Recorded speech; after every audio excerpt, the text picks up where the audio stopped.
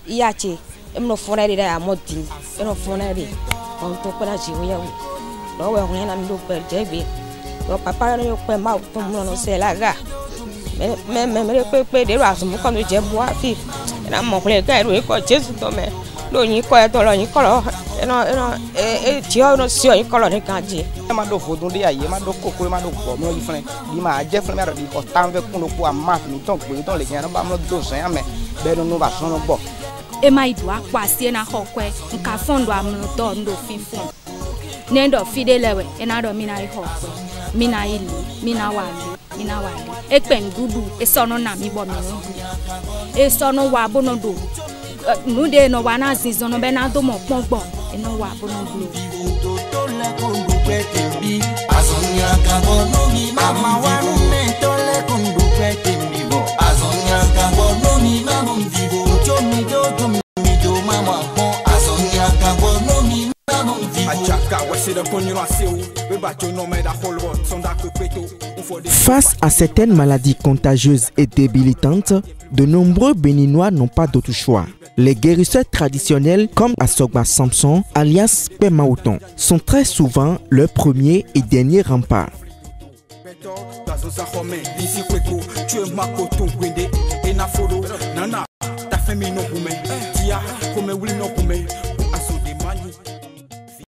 Ayant commencé dès son jeune âge le métier de tradithérapeute, Pemauton travaille aujourd'hui depuis son cabinet à Sailaga Lokotkan dans la commune de Dangbo.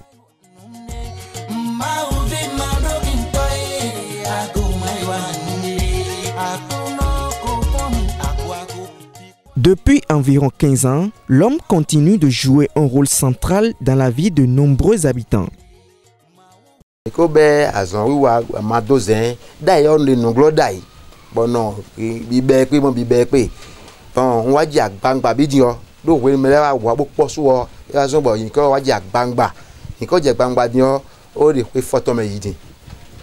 Sa méthode à lui est de combiner plusieurs méthodes thérapeutiques à base des plantes médicales pour donner un traitement satisfaisant et ainsi résoudre des problèmes des patients.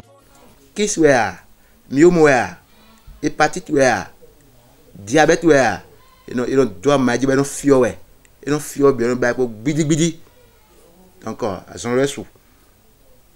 maladie folie, allergie à zon, alors pas mais là non oublie ndo ya do allergie de mo bodo nkonko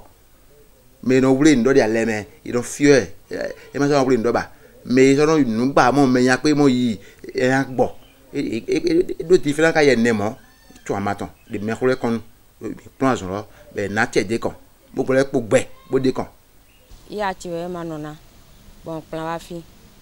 lo no ba di tension bon hun ye afọpọ arọpọ bi hun kekeke ma kan no zenu ton bo mi karo koton yagbe bo mi amo meri o me lo wa jele fili lo na mi bo mi ni wa fi bo mi wa file de mi wa file papa no ba ya masin e no to amasin sin na me wa masin do sin na mi do kaka e ya no wa ya no kaka ri wa ya papa lo wa ho alo kedi we de bo zira masin bo da kanji bo e bi bo e zido alo ne ton de ja ne pe na ba si awe lo eyi e lo yi lepo le nu chiko agbasa me na do fide dudu emi ukelewe pona mi wa mi lo fi pa so ra masin be na mi de ko Jesu to me iache e mo fonere da moti e no fonere me de ngbazan sin ha me adawo ordinateur e su po din no mo gege mo so tun abe lo ma tun mi we mele bo pon video negbe lo azon de le de bo prado me ma mo video ale ki spo fibro mpo mpo bo mi no wa azon le bo ma o no do atieji be no yin e no wa le ki ale yo me mais na ji aho no ji aho mais na ji do pono ji mais na ji yon no ji bo video tin adesi amion do fibro mo sin côté o no zo bo video no glo medele fibro me ka le weji e di asu bo di asi donc asi yo le melewo e na viji mais il a un bon opération asu owo gbidi ma ji pon la be kan do ko me lo e de adogo pon alors ko ka mo pon president me ha zo attendre tin be no zo e di adogo pon son tintane et des dieux mais des dogopon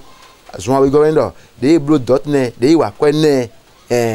tant de habita avec les flins bo ma do akwe we do ezi ado do loko me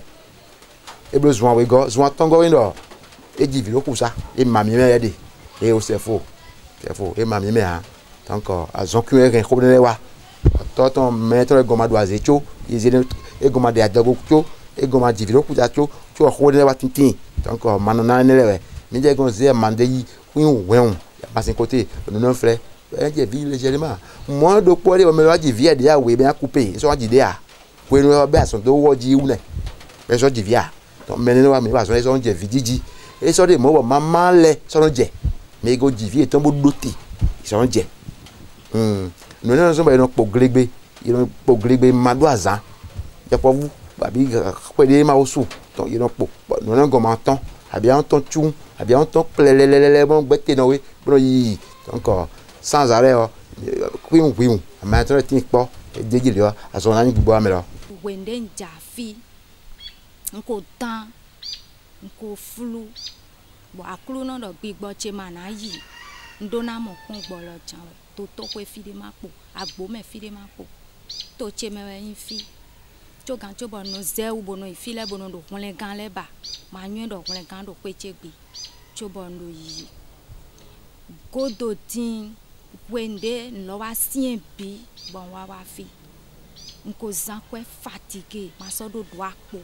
ndudu lo su ma do le bona no du bo seche do po wa e momi do mono no agbasa eme asanton anahugo asanton anabi ohome nu de gbedo ele do wiwa ye ma sin kan de do bo iwa ason janwe asu de nda eno le pon kaka brondo etedi e tenu e na fodo bo no le do gbezan je me do ni do azon ma gbo ku ja enu gbo e bo no le mo bon wa do aisinsin when they ayon le do pe fide nlo ete cranche bire ne ni idodo wele eno de on do ya hun kolu bode na me ba me je kwa ene zanji yi do po sun do ko eno na mbo ne mi ile ya do ya de na me e de na me le kuno dagbla bo yon do mi ai ho kolu sin yen bo na do bo no do kolu su eno kolu su jo gan cho lo maka gbo ni nu e do kolu sin nu hen wo hun hen wa e ma mo ai ka bo na do blu ene wo kolu jan eno do susu bon samedi wen yi e je vendredi de ayon le du pe de nko ido samedi lo hun jandinde ka je vendredi de ayon le du pe bon do e wo e bi o ku sin pla me bon ma odu ami bo seche lo wa gan e de momi e do ma na ne akachi ne bon do ndo mama ko de feed nje ma te so be do te wa mbondo o hun jando didi fiblom we ni mi fi pe on do fiblom ohun jano do didi na do ji video po de asie lo zume din azo e wa na mi be do cho amaka do ore na mi de mi no do yiyi fun harupo pe lo nunu di kan ton mesin we ni bana mama ma do do akpo gbigble ma ho me na mi fidi na mi fi de pe fidi ko eje na do mi o san pe ka gbo pe jodo na ku lo ni wu mi e do pe de pon ku lo ma na wu mi e venambo mama lo ma fi amo no vie ton do fi ero kulo mana humi eji mini wa mi pe fon to mi don lo ni wa mi to mi no do e o kwa de ma mi si ne edo e o papa lo e mono je to kla ndo e o bo mi veve ni bo eje eyi pe do fanture di lo bo yen pa su je po mi do bi o ta me le pon me fi temi na mo kwa de bona do wa yi fi temi na mo kwa de bona do wa yi mi te o kekeka edo yen su no do nka no sanu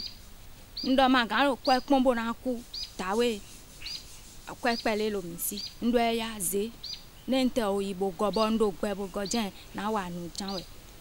bo mi se apo kande lo we mi ze bodo wuli ali bodo je kun eton be pla mi wa fi je papa lo momi edo yin ma gan ipe pon de nde yin ma gan ipe be ke alo awebo yi mi ko ve ma si mi papa pe ma uton we no yuro edo do sai laga loko tin kan bo de mi wa ero ma kan ipe bo ndo enyu ndo he vitamina no fidi ai sinsin mi de be ro ni klo ho mi ne to hwewe den to afo flen na to echi awe ma we ne so fide lewe ye ma di kebo iwe do hwegbe ye na do ani ikodo bo wa mo we na do ba ha kwa edon ju ayi pe ne gbe e ma idu apo mi si edo o fi we yen yin na mi deji ya de mi oji pe kekeka atu jeje gba meta pin neji edo mi ni na be we nenu hundi nde me ma ga do nde guro na mi eno do nu guro na me edo amasin we na bayi bo kwe jai lo papa do bla amasin na mi premier utu we mbi o kwe gbefi sa me di de wa ba se aton tintan de nzama sin chekeka bo hun lo do te e wa do nu guro na mi e do nu guro mi e zon kolu susu utu donc do kolu susu yin kaka kolu su amode do na mi nu de eno wayi eku bo wayi hépatite ouais diabète ouais a zon kon maladie gros ko e a honke no klo wa gbona ki pe me lo donc ede a zon lokpa diabète ouais me no wa zon do no bi e so mo pon a so me no wa le eso tí bon wa yan papa pé ma odon adangbo me legend de gbogbo mi kaka bon wa papa pé ma odon gan e te zin adanga ko me vodun de no do yan ko sunu bo en do mi egbe no de kanjo yan kaka mo ku e zin adanga gbogbo mi ko ibla chanton ni lepo bo ngogun fi susu kaka bo ma mo pongo i dodo ko e bla analyse de bono bi no da machine dans les anto ma mo fu gbogbo de pepere no wa lo me bo e a globi kaka bon bo ti xome ya de ngolo nyen de kaka bo titon no so aje titon no so bi yo me be wa ton bi de yo no am bo mi glomi ado glomi bon no hog me fre kaka na tan de ho ba yiro me jire do ton de vidi ma je bo kono ko dongo yi ma o se ne ni ba toto de kono toto lo apon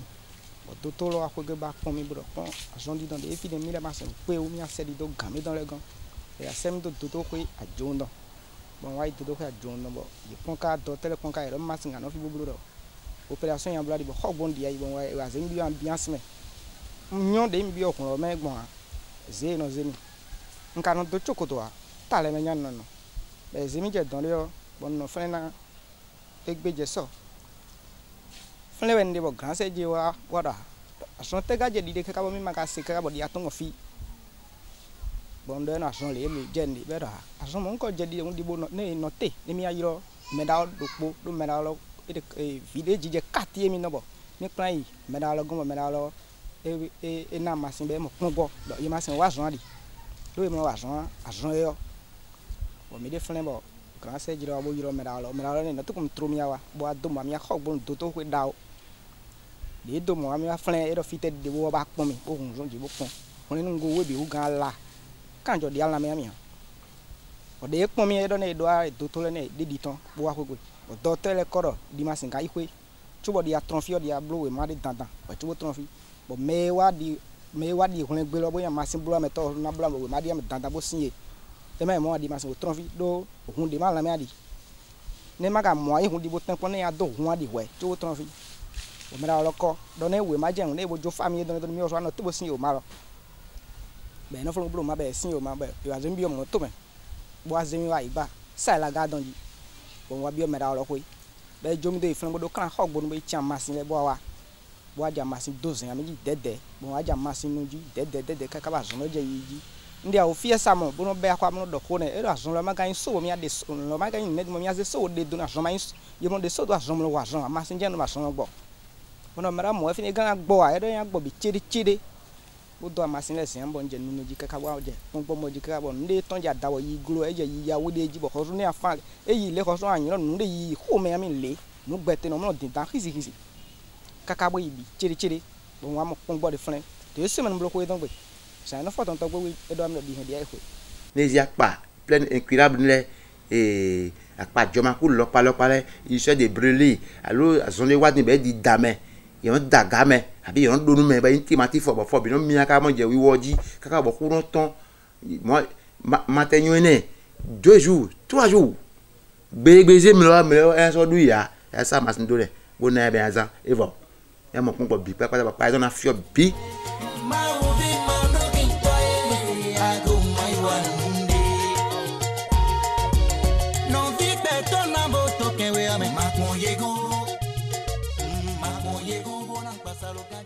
Manuna lo ko be me ifi se aton boni jamo reg no se ouvert ta Bon, on verra si c'est un évolution de quoi. Bon, il y a 2 semaines qu'on doit ouvrir sentir quoi. Donc, nous quoi. On verra sentir 2 semaines avec voilà 6 000 ou bien à Paris quoi. Il y a de nous mon coton. Mais ni qu'à là où les nous sentir notre nous quoi nous quoi aller à Dogochi encore. Itomo ni ma nona mi le no itoto we no ko mi no blon le kaka opération si ho abia mi wala na blo scanner ondo na grand frère tire wala na e temi bo mi na ba scanner do bon wa mo docteur wa do e mi na blo e ko na mi wa je ni ko e ko e blo e do kisse to ko me na mi kisse wa mi e do opération wa do gbona me la o tire era okay na bo do nde na funi do ba operation ni wona na le bo e wona analyse le mi blo e do na da o hun che bona ko group de mi blo e wana that day na opere mi ba opere mi to senachu opere mi mo la me we ba ena bo e ba 2 mois mo loso commencer dans cette repos flin e wa do mi emi na kuna mi ya mi sapa wa se gbogbo we wo no yi e do mi na kuna mi wo li le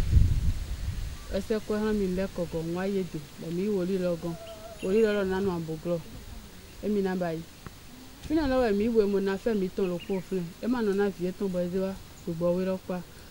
bo na fe mi ton lo wa di lo te hin mi wa mi amu ya jiji bo do te hin mi bo ndo e ma no na mi gba bo do manona do kro de fun bo kikero ugbo ya bono we na ma jire de ndo wa mi gbon jire ne wo lo da su do suta ese po to me fi bon jire ne we do ye mi ton le le e no janu mo ko ton leji na ma yire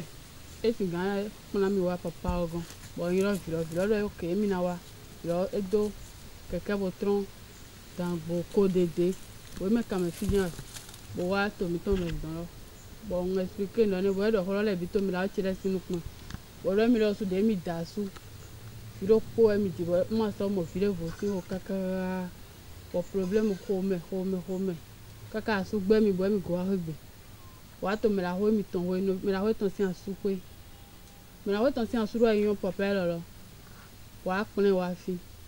bo do e bra e do amasin zenemi amasin wa do zenemi bo ndi amasinde e me ya amasin ku mi ton wo so papa lo fabriquer amasin yo wa ma mi ton le po bo e placer do yonu ko nemi asie ton e placer do yonu ko nemi e na ba ya zan de bo mi ta amasin di dalo nu lo wa fle e no fle e wa do mi na le si mi a o di de meji video bo mi to si mi o lo le kaka se chiro po e no le si mi o lo na afon wo jai wa ta amasin le kaka era mate amasin titan se ne mi ide si o bo mi ko e bo si mi o lo le o e aso mi to se ko mi bo mi mo ko bodo no fe bodo ifi ji to bo o ji fi kaka ye ne mo o mi a do se po papa lo mi a wa iko de ro bo mi ro papa bo e wa de wa don e do ho po mi po kaka bo me la ti re wa di ko mi a wa fo yo gbe bo e pra e do amasin zenami bodo na ma do azon che ko gbo bo ndo azon che ko gbo bo e do amasin zenami bo e wa zi amasin lo na si eton ni place amasin lo na mi bo do yonu ko bo e place amasin lo do yonu ko na mi me ta amasin lo nu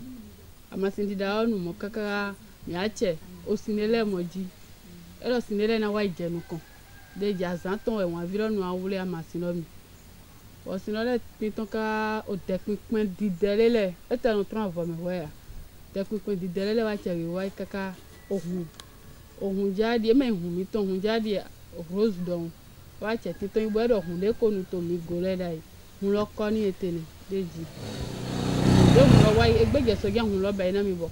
ado tu mi e no tu me di do mi je ya ji fi do bo e tu mi bo ze po pa se ni do ma sin se ran do ma so na ya da do jiba mi na o yi fe se egreme ni mi ja wa ro mi hu do po mi bo ze po bo ja wa do bo lo yen ton no di ego me che di ego me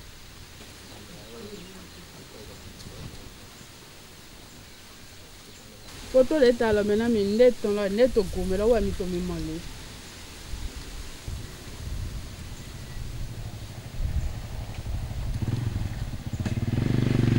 Ko be so aton. Ba ko be so aton ma ga ba chere ko be so aton fi mo ma yi hokwe asie pon ma e ma ka don dia mi mo ma clean for do mi de go pon. Ni do nja ya ma si no do ne. On do ya kwele no yi na mi abi wo so yi na mi. Abi na ya ki me bo na hogo. Nsisa o nde mi na sabo na do wa nwele eno bi sise ba si na mi mo don mi do go e ma ro nyina hu do mi go pali e ma nyina hu enyo pelo system ganji enyo pelo teme e ma ru yo poru we po yo me horovo mele po we no dorogo don ni ro me ro awu fie sa mo ko ton e vlavo ni kan fi lo bio pe ma o ton mo no se laga dangosin ko do file e wa fi loko kan e na mo hun le gan ijanwe do hun le gan ro fi lórí mi wá fi máàmù bó tí ó kí padé ní pé kí wọ́n fi wá mísà mi náà yìí mi ká fi wọ́n sọ́sọ́ yà mísà kúrò mẹ́pọ̀ mi náà yìí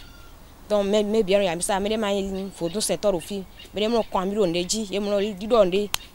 a máa sin pọ̀ wọn yẹn náà dò sí náà wọ́n á dò nínú wọ́n á mú pọ̀ jẹ́ à ń mú pọ̀ gbọ́ra gbàsá náà tó mẹ́ wàpẹ́lá tó náà gọ̀ wá èyí kọ́ jẹ́ tó yẹn bàbá yíyàtsẹ̀ ẹ̀ gọ̀ wá. Ní wọ́n pátá yẹn sọ̀rọ̀ lọ́nu mi náà ìtòtò wẹ̀ bọ̀lọ̀ zankwe bon zakwele bo ansuko kwe bo ba ile amode mi wafi ni mamo enele mamo hokwele na sometime bo ngo wafi di oyi se ato me de tin bon gozi nu kan bo mi no yi ero pegbe bo na kan me na do amasin doji nu ye donc menle on se chavi no ye ra yi ho o nu eme c'est le po intervalle une semaine dengba wu en fibrom po kispo mbiem po janwe intervalle une semaine autant ko bon bio fo ko be na yipe bo na izan masin de bona si aizien de kwetan gbedan mo ja de gbetan so to ko mo de kati abi to me do me mo do ma banana bon d'accord bon no kwetan gbe ni abe produire bo izan kwetan gbe il dépend situation de me do propos de oui de situation wa bon wo mi no yi bon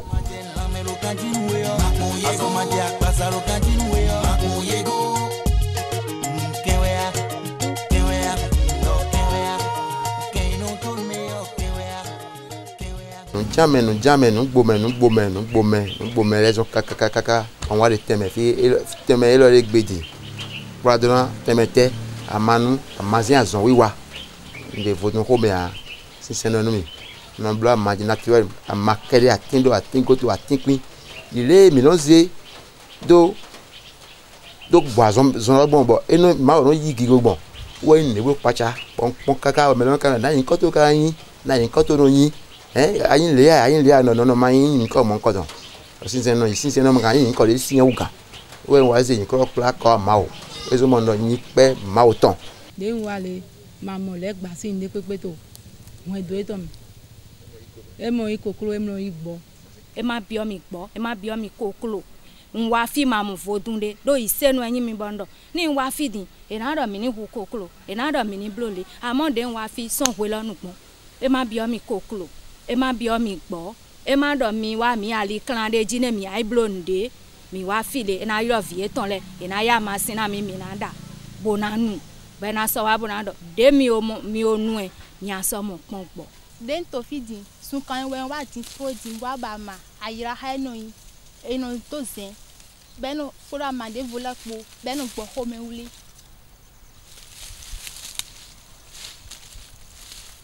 ehe no yin ale do atono be no bru be ngo faiblesse sexuelle po ni teme le po ale zon enele e no gbo nunde pinto to ya kwa nunde pinto to ya kwa nungi no pinto to ya kwa aso ino jene to ya kwa nunde pinto to ya kwa nungi no pinto to ya kwa aso ino jene to. Étant au chevet des populations béninoises depuis des années, l'homme ne cesse de faire des recherches pour plus de rendement. On va y ba made be yin ro ma ro yin ko don atinje mi gun lo jeti ma atinje ma donc fon gbe pogun gbegbo jeti ma atinje ma ado eto e kondo po mo jeji pladona me ko mo do sien bon fo do ma poison wa ganji o fo lo bloquer et donc débloquer fo trop il no we to jeji dimbe da tin me onu dans 15 minutes Tiens, il faut ton gros bien mi bon mi bina bo ko mo na bo ben yen mi normal azon le won wa ne e yo jeti ma ama ton di tin je ma wodi donc awe go etina me be diare sulupo srapo e po ndopo e po amadopo buna je loji ba da tro ni me no bi akof bambou dopo rio sulupo srapo piun e so ya tu vas y payer et quand 2 jours après tu vas y payer sien il va donc diarrhée l'orité il y a à raison ziama à raison ziama wodi e po amado po bon jeji go bo gaun me ko na ba jeji bo mo na yibon. Si pour certains c'est la fortune qui détermine la qualité du soin, pour Père Maouton c'est au prix de l'amour pour le travail que les patients sont vite guéris. Pétri d'expérience, le génie de Père Maouton a été identifié par plusieurs organes de presse béninoises.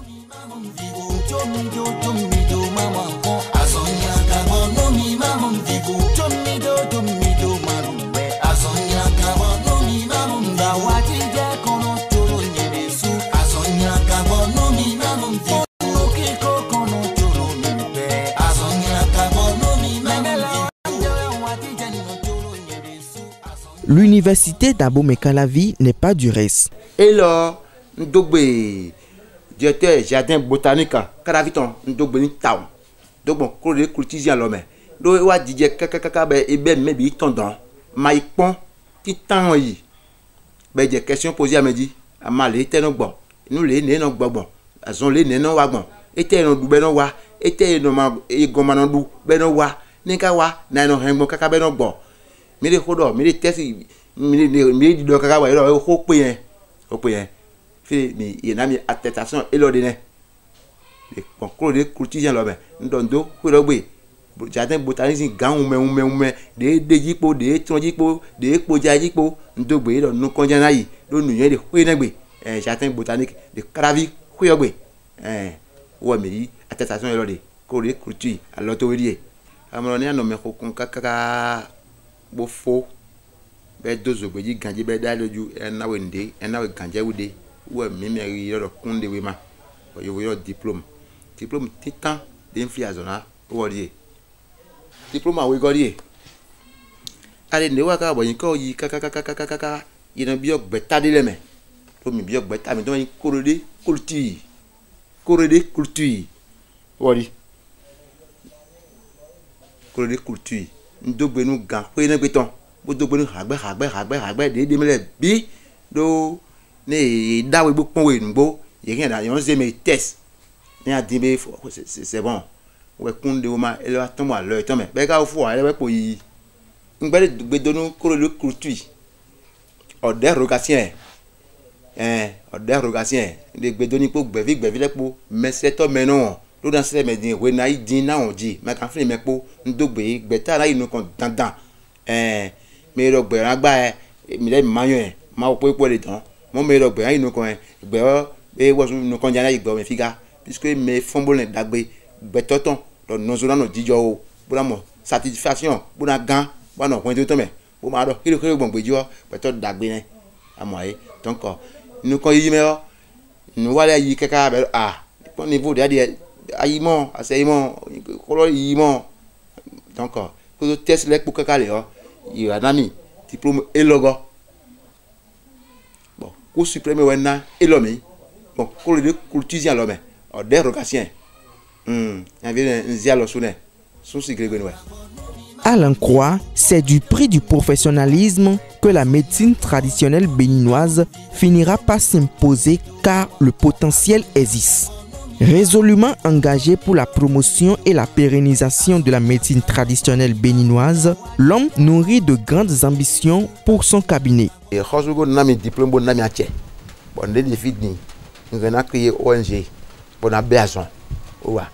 Donc, il a mis tout récemment dit, bon, diplôme à temps, moi, diplôme à temps, moi, il est à cause de l'homme. À temps, il y a un cours supplémentaire.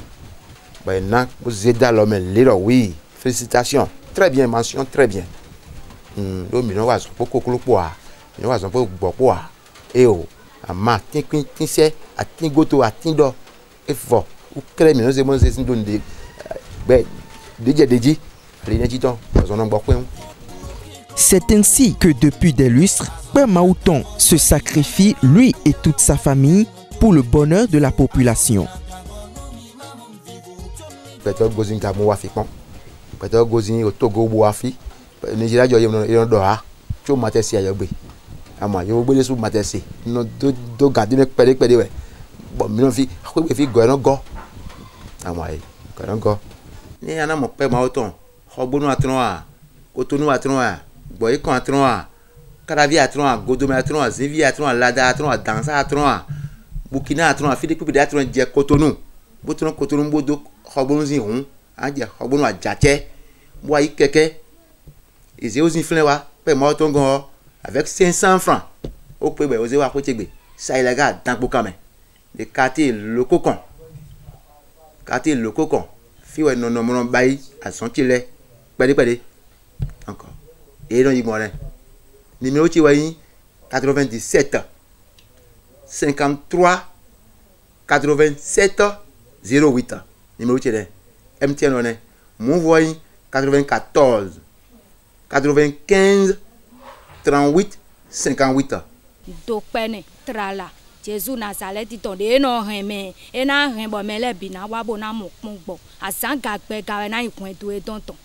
e ma na je fide bo ba popon pede chi hweye hwede no dona me ena done me mo kotre mi bara hosu ni go alo na ye na ni do ahun me do to hwele gan do lui papa lo e ma yin me gbegbe to yegeyege no a hosu lo su enyu e bodo na go alo ne gbe na do hun me le gan wu gan mo do dagbe wa eton esin edin e me to hwe sin de no bai wa je fire na he aje fire na yi de wa le bo na nya pe wa do me do pe gble awa fi e ma do flan ro po e na do hun le we gan hwe ni o hun gan godo ni ko de tin mi na do godo to